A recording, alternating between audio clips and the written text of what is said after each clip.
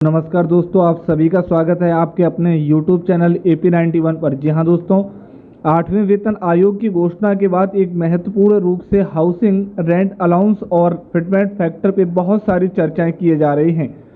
यहाँ पे इन चर्चाओं में सबसे मुख्य रूप से जो बातें देखी जा रही हैं कि क्या 8वां वेतन आयोग 1 जनवरी 2026 को ससमय केंद्रीय सरकार का इसे लागू करने जा रही है, क्योंकि अब कुछ चंद ही महीने बचे हुए हैं और कमेटी जो घोषणा और उससे संबंधित कमेटी की घोषणा अभी तक नहीं किया गया है।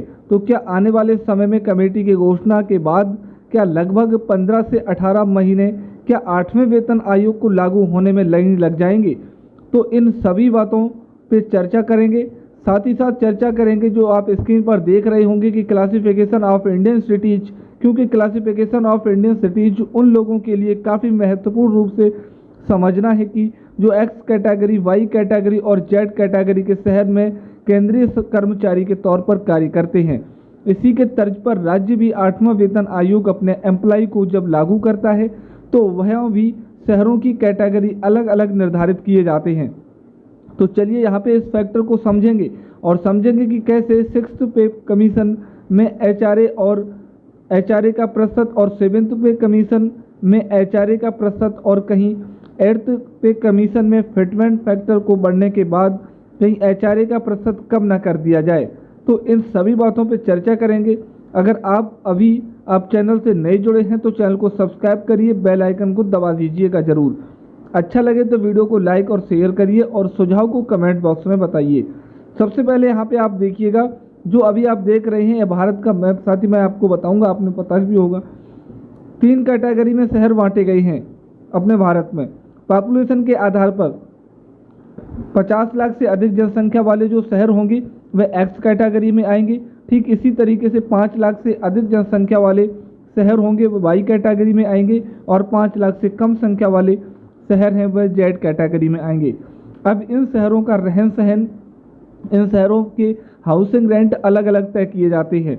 इसके अलग अलग मानक हैं, लेकिन क्या यह मानक केंद्रीय कर्मचारी को जो भी अभी दिया जा रहा है 30%, 20% और 10%, क्या वह केंद्रीय कर्मचारी को 8वां वेतन आयोग में क्या वही प्रतिशत देखने को मिलेगा या उससे भी कम हो सकता है? क्योंकि ऐसा आपको 6th पे कमीशन के बाद 7th पे कमीशन में देखने को मिला था। देखिए यहाँ पर अभी इस आशा के साथ 8वें वेतन आयोग को लागू होने की आशा के साथ अगर बात करें तो भारत में लगभग राज्य कर्मी सहित 50 लाख केंद्रीय सरकारी कर्मचारी और 65 लाख से अधिक पेंशन भोगी हैं। वह 8वें वेतन आयोग का इंतजार कर रहे हैं कि ससमय लागू हो जाए, लेकिन अब तो रहा ससमय लागू होने में भी अभी अगर बात करें तो अब कुछ चंद ही महीने बचे हुए हैं, लगभग 7 महीने बचे हुए हैं। लेकिन अभी तक कोई कमेटी गठित नहीं की गई है। हालांकि इससे संबंधित जो एम्प्लॉई हैं उसके डेपुटेशन से संबंधित बातों पर चर्चा किया गया है। डेपुटेशन से रिलेटेड अपॉइंटमेंट में बातें हुई हैं। इसके अलावा जेसीएम, एनसीएम, जेसीएफ स्टाफ सहित का कॉमन मेमोरेंडम पे चर्चा हुआ है, लेकिन 8th पे कमीशन का जो कमेटी है उस पर केंद्र सरकार अभी तक घोषणा नहीं किया है कि इसके अध्यक्ष कौन होंगे। लेकिन इसी बीच में इस बात को भी समझना जरूरी है, अभी आप इस चीज़ को देख रहे होंगे अपग्रेडेशन तथा एचआरए का एक्स व जेड सिटीज का, जो अलग अलग राज्यों से संबंधित सिटीज जो एक्स, वाई और जेड कैटेगरी में आते हैं। अब यहाँ पे देखिए कि जो वेतन वृद्धि की जो बात किया जा रहा है 8वें वेतन आयोग में, कि यहाँ पे जो संभावित रूप से लोगों को देखने को मिल रहा है कि 34,500 से 41,000 तक मिनिमम होगा। यानी यहाँ 1.92 की फिटमेंटर फैक्टर के पे बात चल रहा है, मैक्सिमम 2.81 तक फिटमेंट फैक्टर की बात चल रहा है। तो यहाँ आप देखिए इस चीज़ को समझना है कि जो 7वां वेतन आयोग में जो ये बातें चला था कि 2.57 का मिनिमम फिटमेंट फैक्टर 7वें वेतन आयोग में लगा था, लेकिन 2.57 के फिटमेंट फैक्टर से क्या इस बार कम हो जाएगा? फिटमेंट फैक्टर क्या जो अभी बातें कहीं कहीं पे 1.92 का चल रहा है, क्या इसी पर संतुष्ट करना पड़ेगा? जबकि एनसीजीसीएम स्टाफ साइड के जो सेक्रेटरी है शिव गोपाल मिश्रा, उन्होंने कहा कि 2.57 जब 7th पे में मिला है तो उससे कम हम कैसे लेंगे। लेकिन उन सब बातों से अगर आप इधर देखेंगे तो यहाँ पे देखिए जब 7वां वेतन जब लागू हुआ था तो यहाँ पे HRA का रिवीजन करके 30%, 20% और 10% किया गया था। यह 30%, 20% और 10% तब किया गया था जब HRA 50% हुआ था। यानी एक बात को ज़रा समझिएगा कि वर्ष 2016 में 1 जनवरी वर्ष 2016 में जब 125% महंगाई भत्ता DNS अलाउंस था और इसे जब 7वें वेतन में कन्वर्ट किया गया था तो 0% महंगाई भत्ता के साथ जो 8% और 16% और 24% का HRA की शुरुआत किया गया था। जो 24% है, जो 24% का जो शहर था वह एक्स सिटीज था। इस तरीके से 16% वाई सिटीज में था और 8% जेड सिटीज में था। लेकिन यह 8%, 16% और जो 24% यह बढ़कर हो गया 10%, 20% और 30%। यह तब होता है जब मूल वेतन में महंगाई भत्ता 50% हो जाता है। यानी 0 से 50% के बीच में छठे वेतन में जो आयोग में जो 30%, 20% और 10% मिल रहा था, वहीं 7वें वेतन में एक फैक्टर तो बेहतर लगा, लेकिन उनके HRA में कमी कर दिया गया था।